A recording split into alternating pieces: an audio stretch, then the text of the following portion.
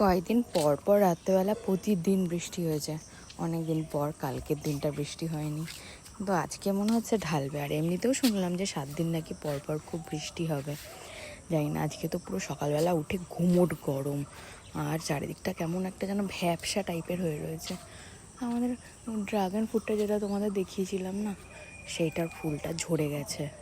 এখন একটুখানি এত বড় গাছ হয়ে গেছে না, একটুখানি হয়েছে। দাঁড়াও দেখাচ্ছি ফলটা। এই দেখো, আমার অফিস যাওয়ার পথে না একটা ড্রাগন ফ্রুটের বাগান পড়ে, তো ওখানে দেখলাম কি বড় বড় ড্রাগন ফ্রুট হয়। আমাদের দেখো চাপা ফুল হয়েছে।